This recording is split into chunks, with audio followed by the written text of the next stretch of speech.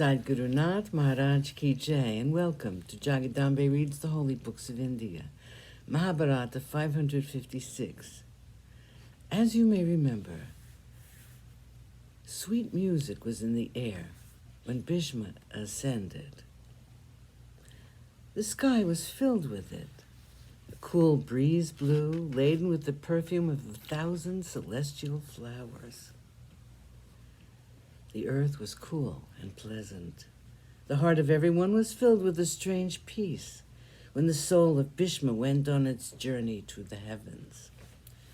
They placed his body, with all the arrows, on a pyre made of sandalwood.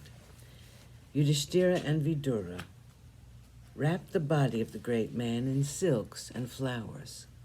Yuyutsu held a royal white umbrella over it. The funeral procession was solemn and splendid. The Sama was chanted by the Brahmins, and Dhritarashtra set fire to the pyre. Yudhishthira and his brothers, with Vidura and Dhritarashtra, stood on the right side of the pyre. The next day, they collected the bones of Bhishma and went to the river Ganga. They offered the oblations to Ganga, who bore Bhishma.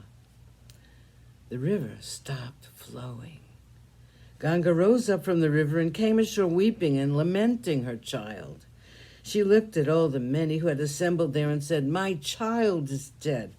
He was a devoted son, and he was loved by all. He was invincible. Even the great Bhagavan Bhargava had to admit defeat at the hands of my child. And such a hero has been killed by Shikandi. Surely my heart is made of stone, or else it should have been broken long ago. The man who was without an equal in this entire world has been killed. I have lost my child. I had hopes of his ruling this world, and I see him dead. My child, my poor unfortunate child, is dead, and I am left lamenting." Her grief was terrible.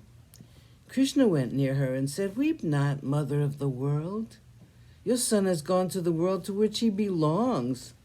You know that he was one of the Vasus and had to spend those years on the world because of a curse. He's not made like other men. He's not meant to govern the kingdom like ordinary kings.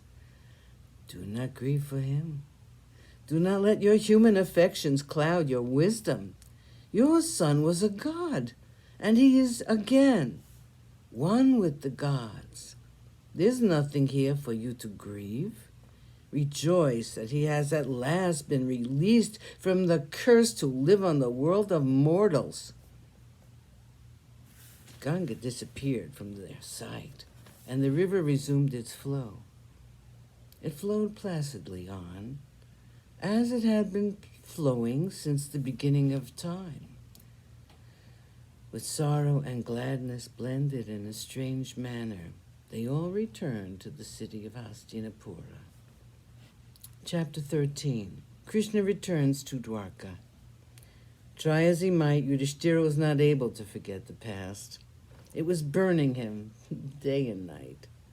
When Dhritarashtra sent word to him through Sanjaya before the war, he had said that Yudhishthira, with his gentle nature, would repent for destroying his cousins for the rest of his life.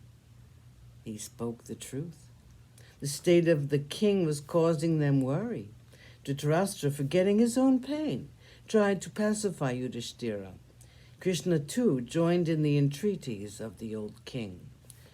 Finally, it was possible to bring him back to a normal frame of mind. Yudhishthira took up the task of ruling the kingdom with great sincerity, and he was acclaimed the ideal ruler. Everyone was happy under his rule. He won the heart of everyone with his sweet and compassionate nature. Arjuna and Krishna spent their time in going back to the places where they used to walk together in the old days. They went to their beloved Indraprastha and spent several days there. It was pleasant to roam about the gardens and halls of the great Sabha. Sadhguru Nath Maharaj Ki Jai. Thank you for coming. I hope you come again.